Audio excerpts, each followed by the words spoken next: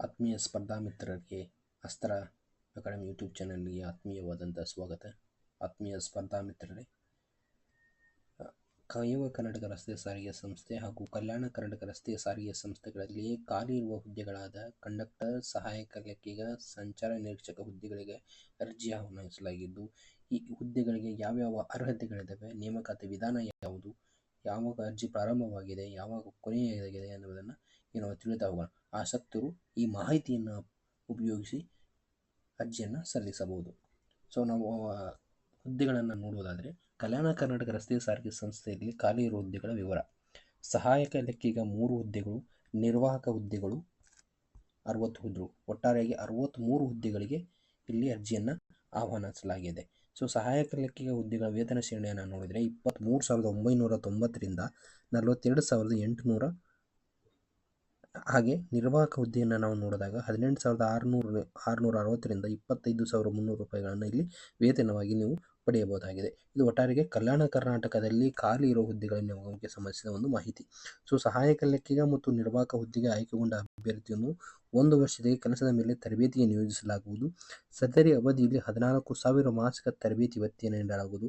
ಪರೀಕ್ಷಾರ್ಥ ಸೇವೆಯ ಮೇಲೆ ನಿಯೋಜಿಸಲ್ಪಟ್ಟ ನಂತರ ಈ ಕೆಳಗಿನ ವೇತನ ಶ್ರೇಣಿಗೆ ಅರ್ಹರಾಗುತ್ತೆ. ಅಂದರೆ ನೀವು ಸಹಾಯಕ ಲೆಕ್ಕಿಗ ಮತ್ತು ನಿರ್ವಾಹಕ ಹುದ್ದೆಗೆ ಆಯ್ಕೆಯಾದ 1 ವರ್ಷಗಳವರೆಗೆ ನಿಮಗೆ ತರಬೇತಿಯನ್ನು ನೀಡಲಾಗುತ್ತೆ. ಸೊ ಆ ತರಬೇತಿ ನೀಡುವ ಸಮಯದೊಳಗೆ ನಿಮಗೆ 14,000 ಮಾಸಿಕ ವೇತನವನ್ನು ನೀಡ್ತಾರೆ, ಮಂತ್ಲಿ ಪೇಮೆಂಟನ್ನು ನೀಡ್ತಾರೆ. ಅದಾದಮೇಲೆ ನೀವು ಈ ಕೆಂಡ ವೇತನ ಶ್ರೇಣಿಯನ್ನು ನೀವು ಪಡಿತೀರಿ.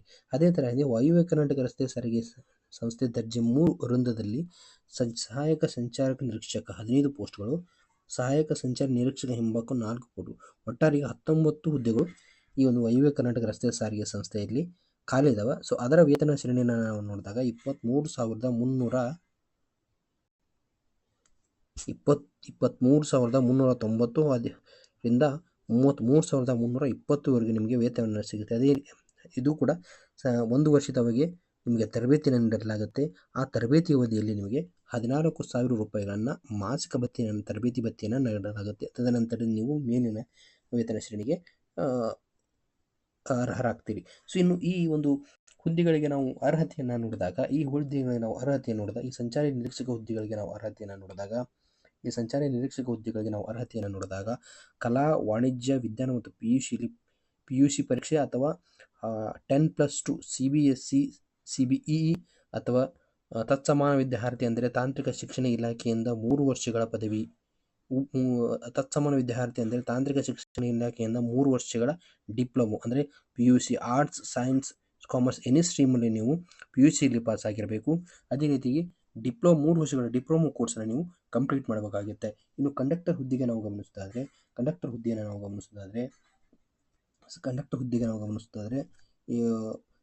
ಕಲಾ, ವಾಣಿಜ್ಯ, ವಿಜ್ಞಾನ ಮತ್ತು PUC ಪರೀಕ್ಷೆಯಲ್ಲಿ ಉತ್ತೀರ್ಣರಾಗಿರಬೇಕು. ಅದೇ ರೀತಿಗೆ 3 ವರ್ಷಗಳ ಡಿಪ್ಲೊಮೊನ ಹೊಂದಿರಬೇಕು. ಮತ್ತಿನ್ನೊಂದು ಮಾನ್ಯತೆ ಹೊಂದಿರುವ ಮೋಟಾರ್ ವಾಹನ ಕಂಡಕ್ಟರ್ ಪರವಾನಗಿ ಮತ್ತು ಬ್ಯಾಡ್ಜನ್ನು ಹೊಂದಿರಬೇಕು. ಇದು ಕಂಪಲ್ಸರಿ ಆಗಿರುತ್ತದೆ. ಕಂಡಕ್ಟರ್ ಹುದ್ದೆಗೆ ಅಪ್ಲೈ ಮಾಡೋರು ಕಂಪಲ್ಸರಿನೂ ಹೊಂದಿರಬೇಕು. ಇನ್ನು ನಿಗದಿಪಡಿಸಿದ ಭೌತಿಕ ಮಾನದಂಡದಂತೆ ಪುರುಷ ತೃತೀಯ ಲಿಂಗ ಅಭ್ಯರ್ಥಿಗಳು ಕನಿಷ್ಠ 160 ಸೆಂಟಿಮೀಟರ್ ಮತ್ತು ಮಹಿಳಾ ತೃತೀಯ ಲಿಂಗಿಗಳು ಕನಿಷ್ಠ 158 ಸೆಂಟಿಮೀಟರ್ ಎತ್ತರವನ್ನು ಹೊಂದಿರತಕ್ಕದ್ದು. ಇನ್ನು ಸಹಾಯಕ ಲೆಕ್ಕಿಗ ಹುದ್ದೆಗೆ ನಾವು ನೋಡೋದಾದರೆ ಕಾನೂನು ರೀತಿಯ ಸ್ಥಾಪಿಸಲಾದ ವಿಶ್ವವಿದ್ಯಾಲಯದಿಂದ ವಾಣಿಜ್ಯ ಶಾಸ್ತ್ರದ 3 ವರ್ಷಗಳ ಬ್ಯಾಚುಲರ್ ಪದವಿಯನ್ನು ಹೊಂದಿರತಕ್ಕದ್ದು. 3 ವರ್ಷಗಳ ಬ್ಯಾಚುಲರ್ ಪದವಿ ಅಂದರೆ BCom ಅನ್ನು ನೀವು ಕಂಪ್ಲೀಟ್ ಮಾಡಬೇಕಾಗಿರುತ್ತೆ. ಸೊ 3 ವರ್ಷಗಳ BCom ಪದವಿಯನ್ನು ನೀವು ಪಡೆದಿರಬೇಕು. ಅದರ ಜೊತೆಗೆ ಕಂಪ್ಯೂಟರ್ ಜ್ಞಾನವು ಕೂಡ ಅತ್ಯವಶ್ಯಕವಾಗಿರುತ್ತೆ. ನೆಕ್ಸ್ಟ್ ನೋಡೋದಾದರೆ ಈ ಸಹಾಯಕ ಸಂಚಾರ ನಿರೀಕ್ಷಕ ದರ್ಜೆ 3 ಹುದ್ದೆಗಳಿಗೆ ದೇಹದಾಟಿ ಅಂದರೆ ಫಿಸಿಕಲ್ ಕೆಪಬಿಲಿಟಿನ ನೋಡೋದಾದರೆ ದೇಹದಾಟಿಯನ್ನು ಪುರುಷರು 163 ಸೆಂಟಿಮೀಟರ್ ಎತ್ತರ ಹೊಂದಿರಬೇಕು ಮತ್ತು 55 kgಯನ್ನು ಹೊಂದಿರಬೇಕು. ಮಹಿಳೆಯರು 153 ಸೆಂಟಿಮೀಟರ್ ಹೊಂದಿರಬೇಕು ಮತ್ತು 50 kgಯನ್ನು ತೂಕವನ್ನು ಹೊಂದಿರಬೇಕಾಗುತ್ತೆ. ಸೊ ಪಿಂಚಣಿ ಸೌಲಭ್ಯ ನೋಡ್ರೆ ಇಲ್ಲಿ ಪೆನ್ಷನ್ ಯಾವುದೇ ಪೆನ್ಷನ್ ಇರುವುದಿಲ್ಲ. ಸೊ ಇನ್ನು ವಯೋಮಿತಿಗೆ ಸಂಬಂಧಿಸಿದಂತೆ ಕನಿಷ್ಠ 18 ವರ್ಷಗಳು ತುಂಬಿರಬೇಕು. ಕನಿಷ್ಠ ಈ ಅರ್ಜಿಯನ್ನು ಸ್ವೀಕರಿಸಲು ನಿಗದಿಪಡಿಸಿದ ಕೊನೆಯ ದಿನಾಂಕದಂದು ಕನಿಷ್ಠ 18 ವರ್ಷಗಳು ತುಂಬಿರತಕ್ಕದ್ದು. 18 ವರ್ಷ ಅಂದರೆ ಈ ಹುದ್ದೆಗೆ ನೀವು ಅಪ್ಲೈ ಮಾಡಬೇಕಂದ್ರೆ 18 ವರ್ಷಗಳು ತುಂಬಿರ್ತಕ್ಕದ್ದು. ಸಾಮಾನ್ಯ ಅಭ್ಯರ್ಥಿಗಳಿಗೆ 38 ವರ್ಷಗಳು ಮೀರಿರಬಾರ್ದು.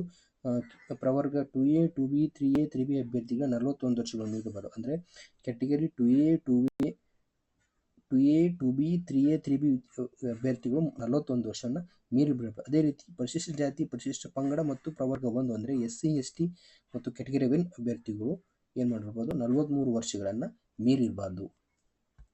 ಇನ್ನು ಅರ್ಜಿಯನ್ನು ಸಲ್ಲಿಸುವ ಪ್ರಾರಂಭ ದಿನಾಂಕವನ್ನು ನಾವು ಗಮನಿಸಿದಾದರೆ 8/10/2022ರಿಂದ ಈ ಅರ್ಜಿಯನ್ನು ಆರಂಭಿಸಲು ಪ್ರಾರಂಭವಾಗಿದೆ. ಆನ್ಲೈನ್ ಮುಖಾಂತರ ಅರ್ಜಿಯನ್ನು 8/10/2025ರಿಂದ ಸಲ್ಲಿಸಲು ಪ್ರಾರಂಭವಾಗಿದೆ. ಈ ಅರ್ಜಿ 31/10/2025 ಇಲ್ಲಿಗೆ ಕೊನೆಗೊಳ್ಳಲಿದೆ. ಸೊ ಹಾಗಾಗಿ ಯಾರು ಅರ್ಜಿಯನ್ನು ಸಲ್ಲಿಸಲಿಲ್ವೋ ಸೊ ಅವರು ಬೇಗ ಅರ್ಜಿಯನ್ನು ಸಲ್ಲಿಸಿ. ಇನ್ನು ಶುಲ್ಕ ಪಾವತಿ ಮಾಡುವಕ್ಕೆ 1/11/2025 4 ಗಂಟೆಗಳವರೆಗೆ ನಿಮಗೆ ಕಾಲಾವಕಾಶವನ್ನು ಕೊಟ್ಟಿದ್ದಾರೆ. ಇನ್ನು ಈ ಹುದ್ದೆಗಳಿಗೆ ನಾವು ಶುಲ್ಕವನ್ನು ಗಮನಿಸೋದಾದರೆ, ಫೀಸನ್ನು ನೋಡುವುದಾದರೆ ಆನ್ಲೈನ್ ಮುಖಾಂತರ ನಡೆಯುವಂಥ ಆನ್ಲೈನಲ್ಲಿ ಸಲ್ಲಿಸುವಂಥ ಅರ್ಜಿ ಶುಲ್ಕವನ್ನು ನಾವು ಗಮನಿಸಿದರೆ ಸಾಮಾನ್ಯ ಅರ್ಹತೆ ಮತ್ತು ಇತರ ವರ್ಗಗಳಾದ 2A 2B 3A 3Aಗಳಿಗೆ 750 ರೂಪಾಯಿಗಳನ್ನು ಶುಲ್ಕವನ್ನು ನಿಗದಿಪಡಿಸಿದ್ದಾರೆ. ಪರಿಶಿಷ್ಟ ಜಾತಿ, ಪರಿಶಿಷ್ಟ ಪಂಗಡ, ಪ್ರವರ್ಗ 1, ಮಾಜಿ ಸೈನಿಕ ಮತ್ತು ತೃತೀಯ ಲಿಂಗ ಅಭ್ಯರ್ಥಿಗಳಿಗೆ 500 ರೂಪಾಯಿಗಳನ್ನು ನಿಗದಿಪಡಿಸಲಾಗಿದೆ. ಮತ್ತು ವಿಶೇಷ ಚೇತನ ಅಭ್ಯರ್ಥಿಗೂ ಸ್ಪೆಷಲ್ ಅಬಲ್ಡ್ ಪರ್ಸನ್ ಏನಂತೇವಲ್ಲ ಅವರಿಗೆ 250 ರೂಪಾಯಿಯನ್ನು ನಿಗದಿಪಡಿಸಲಾಗಿದೆ. ಇನ್ನು ಮುಂದಿನದನ್ನು ನಾವು ಗಮನಿಸೋದಾದರೆ ಸ್ಪರ್ಧಾತ್ಮಕ ಪರೀಕ್ಷೆ ವಿಧಾನವು OMR ಮಾದರಿಯಲ್ಲಿ ಇರುತ್ತೆ. ಸೊ ಮೇಲ್ಕಂಡ ಹುದ್ದೆಗಳಿಗೆ ಸ್ಪರ್ಧಾತ್ಮಕ ಪರೀಕ್ಷೆ ನಾವು ಆಫ್ಲೈನ್ OMR ಮಾದರಿಯನ್ನು ವಿವಿಧ ರಾಜ್ಯದ ವಿವಿಧ ಆಯ್ದ ಕೆಲವು ಜಿಲ್ಲಾ ಕೇಂದ್ರಗಳಲ್ಲಿ ಪರೀಕ್ಷೆಯನ್ನು ನಡೆಸಲಾಗುತ್ತೆ. ಇನ್ನು ಕಡ್ಡಾಯ ಕನ್ನಡ ಭಾಷೆ ಪರೀಕ್ಷೆ ಅಂದರೆ SLC ಅಥವಾ ತತ್ಸಮಾನ ವಿದ್ಯಾರ್ಥಿಯಲ್ಲಿ ಕನ್ನಡ ಭಾಷೆಯನ್ನು ಪ್ರಥಮ ಅಥವಾ ದ್ವಿತೀಯ ಭಾಷೆಯನ್ನಾಗಿ ವ್ಯಾಸಂಗ ಮಾಡಿದ್ದಲ್ಲಿ ಅಥವಾ ಕರ್ನಾಟಕ ಪರೀಕ್ಷಾ ಪ್ರಾಧಿಕಾರದಿಂದ ಅಥವಾ ಕರ್ನಾಟಕ ಲೋಕಸೇವಾ ಆಯೋಗದಿಂದ ನಡೆಸಲಾದ ಕಡ್ಡಾಯ ಪರೀಕ್ಷೆಯಲ್ಲಿ ಉತ್ತೀರ್ಣರಾದಲ್ಲಿ ಕಡ್ಡಾಯ ಕನ್ನಡ ಪರೀಕ್ಷೆಯಿಂದ ವಿನಾಯಿತಿಯನ್ನು ನೀಡಲಾಗುತ್ತದೆ. ಇನ್ನು SLCವರೆಗೂ ಕನ್ನಡ ಕನ್ನಡವನ್ನು ಒಂದು ಭಾಷೆಯನ್ನಾಗಿ ಅಭ್ಯಾಸ ಮಾಡಿದರೆ ಮತ್ತು ದ್ವಿತೀಯ PUCಯಲ್ಲಿ ಕನ್ನಡವನ್ನು ಒಂದು ವಿಷಯವನ್ನಾಗಿ ಅಭ್ಯಾಸ ಮಾಡಿದರೆ ನಿಮಗೆ ಈ ಕಡ್ಡಾಯ ಕನ್ನಡ ಭಾಷೆ ಪರೀಕ್ಷೆಯಿಂದ ವಿನಾಯಿತಿ ಸಿಗುತ್ತದೆ. ಅದೇ ರೀತಿ ಕರ್ನಾಟಕ ಲೋಕಸೇವಾ ಆಯೋಗ ಮತ್ತು ಕನ್ನಡ ಪರೀಕ್ಷಾ ಪ್ರಾಧಿಕಾರ ನಡೆಸುವಂಥ ಕಡ್ಡಾಯ ಕನ್ನಡ ಪರೀಕ್ಷೆಯಲ್ಲಿ ನೀವೇನಾದರೂ ಪಾಸ್ ಆಗಿದ್ದರೆ ಸೊ ಇದರಿಂದ ನಿಮಗೆ ವಿನಾಯಿತಿ ಸಿಗುತ್ತೆ. ಇನ್ನೊಂದೇನಿದೆ ಕಡ್ಡಾಯ ಕನ್ನಡವನ್ನು ಕನ್ನಡ ಭಾಷಾ ಪರೀಕ್ಷೆಯಲ್ಲಿ ಪಡೆದ ಅಂಕಗಳನ್ನು ಜ್ಯೇಷ್ಠತೆಗೆ ಹುದ್ದೆಗಳಿಗೆ ಆಯ್ಕೆ ಪರಿಗಣಿಸುವುದಿಲ್ಲ ಅಂತ ಹೇಳಿದ್ದಾರೆ. ಇದನ್ನು ನೀವು ಗಮನದಲ್ಲಿ ಇಟ್ಕೋಬೇಕು. ತದನಂತರದಲ್ಲಿ ಈ ಸ್ಪರ್ಧಾತ್ಮಕ ಪರೀಕ್ಷೆ ಏನೇನು ಸಿಲೆಬಸ್ ಇದೆಯಪ್ಪ, ಈ 2 ಪತ್ರಿಕೆಗಳು ಪತ್ರಿಕೆ 1 ಮತ್ತು ಪತ್ರಿಕೆ 2 ಇರುತ್ತವೆ. ಸೊ ಪತ್ರಿಕೆ 1 100 ಅಂಕಗಳ ಪ್ರಶ್ನೆ 2 ಗಂಟೆ ಇರುತ್ತೆ. ಅದೇ ರೀತಿಗೆ ಪತ್ರಿಕೆ 2 ಕೂಡ 100 ಅಂಕಗಳ ಪ್ರಶ್ನೆ 2 ಗಂಟೆ ಇರುತ್ತೆ. ಪತ್ರಿಕೆ 1 ಪ್ರಚಲಿತ ಘಟನೆಗಳಿಗೆ ಸಂಬಂಧಿಸಿದ ಸಾಮಾನ್ಯ ಜ್ಞಾನದ ವಿಷಯಗಳು, ದೈನಂದಿನ ಗ್ರಹಿಕೆಗಳ ವಿಷಯಗಳು, ಭಾರತ ಸಂವಿಧಾನ ಸ್ಥೂಲ ನೋಟದ ವಿಷಯಗಳು, ವಿಶೇಷವಾಗಿ ಕರ್ನಾಟಕಕ್ಕೆ ಸಂಬಂಧಿಸಿದ ಭಾರತ ಇತಿಹಾಸ, ಕರ್ನಾಟಕಕ್ಕೆ ಸಂಬಂಧಿಸಿದ ಭಾರತ ಭೂಗೋಳ ವಿಷಯಗಳು, ರಾಜ್ಯ ಮತ್ತು ಪ್ರಾದೇಶಿಕ ಆಡಳಿತ ಕುರಿತ ವಿಷಯಗಳು, ಗ್ರಾಮೀಣಾಭಿವೃದ್ಧಿ, ಪಂಚಾಯತ್ ರಾಜ್ ಸಂಸ್ಥೆಗಳು ಮತ್ತು ಗ್ರಾಮೀಣ ಸಹಕಾರ ಸಂಸ್ಥೆಗಳು ಸಂಬಂಧಿಸಿದ ಉಪಗಳು ಒಳಗೊಂಡಂತೆ ಕರ್ನಾಟಕ ಆರ್ಥಿಕ ಅಭಿವೃದ್ಧಿ ಕುರಿತ ವಿಷಯಗಳು, ಕರ್ನಾಟಕ ಪರಿಸರ ಸಂಬಂಧಿ ಸಮಸ್ಯೆಗಳು ಮತ್ತು ಅಭಿವೃದ್ಧಿ ಕುರಿತ ವಿಷಯಗಳನ್ನು ಪೇಪರ್ 1 ಹೊಂದಿರುತ್ತೆ. ಇನ್ನು ಪೇಪರ್ 2 ಸಾಮಾನ್ಯ ಕನ್ನಡ, ಸಾಮಾನ್ಯ ಇಂಗ್ಲೀಷ್, ಕಂಪ್ಯೂಟರ್ ಜ್ಞಾನ, Kannada general Kannada, general English and computer ನಾಲೆಜನ್ನು ಎರಡನೇ ಪತ್ರಿಕೆ ಹೊಂದಿರುತ್ತೆ. ಇನ್ನು ಋಣಾತ್ಮಕ ಮೌಲ್ಯಮಾಪನವನ್ನು ನಾವು ಗಮನಿಸಿದೆ. ಸ್ಪರ್ಧಾತ್ಮಕ ಪರೀಕ್ಷೆಯ ಪ್ರತಿಯೊಂದು ಪ್ರಶ್ನೆಗೂ 4 ಪರ್ಯಾಯ ಉತ್ತರಗಳದ್ದು. ಅಭ್ಯರ್ಥಿ ಯಾವುದಾದ್ರೂ ಒಂದು ಸರಿ ಉತ್ತರವನ್ನು ಆಯ್ಕೆ ಮಾಡತಕ್ಕದ್ದು. ಪ್ರತಿ ತಪ್ಪು ಉತ್ತರಕ್ಕೆ 4ನೇ ಅಂಶದಷ್ಟು ಅಂಕಗಳನ್ನು ಕಳೆಯಲಾಗುತ್ತೆ. 1/4 ಅಂಕಗಳನ್ನು ನೀವು ಕಳೆದುಕೊಳ್ತೀರಾ.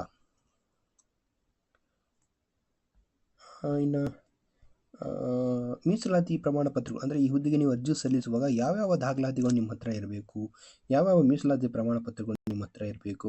ಪರಿಶಿಷ್ಟ ಜಾತಿ ಮತ್ತು ಪರಿಶಿಷ್ಟ ಪಂಗಡಕ್ಕೆ ಸೇರಿದ ಅಭ್ಯರ್ಥಿಗಳು ನಮೂನೆ D ಯಲ್ಲಿ ತಮ್ಮ ಪ್ರಮಾಣ ಪತ್ರವನ್ನು ಇಟ್ಕೊಂಡಿರಬೇಕು. ಪ್ರವರ್ಗ 1 ಕೆಟಗರಿ 1ಕ್ಕೆ ಸೇರಿದ ಅಭ್ಯರ್ಥಿಗಳು ನಮೂನೆ E ಫಾರ್ಮ್ನಲ್ಲಿ ಇಟ್ಕೋಬೇಕು. Category 2A 2B 3A 3B ಮೀಸಲಾತಿ ಸಂಬಂಧಿಸಿದ ಅಭ್ಯರ್ಥಿಗಳು ನಮೂನೆ F ಪ್ರಮಾಣ ಪತ್ರಗಳನ್ನು ಇಟ್ಕೊಂಡಿರಬೇಕು. ಅದೇ ರೀತಿಯಾಗಿ ಕನ್ನಡ ಮಾಧ್ಯಮ, ಗ್ರಾಮೀಣ ಮಾಧ್ಯಮ, ಮಾಜಿ ಸೈನಿಕರು, ತೃತೀಯ ಲಿಂಗ ಅಭ್ಯರ್ಥಿಗಳು, ವಿಕಲಚೇತನ ಅಭ್ಯರ್ಥಿಗಳು ಕೂಡ ತಮ್ಮ ಪ್ರಮಾಣ ಪತ್ರವನ್ನು ನಿಗದಿತ ನಮೂನೆಯಲ್ಲಿ ಇಟ್ಟುಕೊಂಡು ನೀವು ಅರ್ಜಿಯನ್ನು ಸಲ್ಲಿಸಬಹುದು. ಸೊ ಇವು ಈ ವಾಯುವ್ಯ ಕರ್ನಾಟಕ ರಸ್ತೆ ಸಾರಿಗೆ ಸಂಸ್ಥೆಯಲ್ಲಿ ಖಾಲಿ ಹುದ್ದೆಗಳು ಭರ್ತಿ ಮಾಡಿದಂಥ ಒಂದು ವಿಶೇಷ ಮಾಹಿತಿ. ಸೊ ಆತ್ಮೀಯ ಸ್ನೇಹಿತರೆ, ಯಾರಾದರೂ ನಮ್ಮ ಮೊದಲ ಬಾರಿಗೆ ನಮ್ಮ ಯೂಟ್ಯೂಬ್ ಚಾನಲನ್ನು ನೋಡ್ತಾ ಇದ್ದರೆ ದಯವಿಟ್ಟು ನಮ್ಮ ಯೂಟ್ಯೂಬ್ ಚಾನಲನ್ನು ಸಬ್ಸ್ಕ್ರೈಬ್ ಮಾಡಿ, ಫಾಲೋ ಮಾಡಿ ಮತ್ತು ಲೈಕ್ ಮಾಡಿ. ಸೊ ಇದರಿಂದ ತಮಗೆ ನಾವು ಮುಂಬರುವಂಥ ಹುದ್ದೆಗಳಿಗೆ ಯಾವುದೇ ಹುದ್ದೆಗಳು ಕನ್ಫರ್ಮ್ ಆದರೂ ಕೂಡ ಯಾವುದೇ ವಿಷಯಗಳಿಗೆ ನಾವು ಸಂಬಂಧಿಸಿದ ಮಾಹಿತಿಯನ್ನು ಕೂಡ ನಿಮಗೆ ಅತ್ಯಂತ ಬೇಗ ಮತ್ತು ತ್ವರಿತಗತಿಯಲ್ಲಿ ನಿಮಗೆ ತಲುಪಿಸಲು ಸಹಾಯವಾಗುತ್ತೆ ಅಂತ ಹೇಳ್ತಾ ಇಲ್ಲಿಗೆ ಸೆಷನ್ಸ್ ಮುಗಿಸ್ತಾ ಇದ್ದೇನೆ. ಧನ್ಯವಾದ.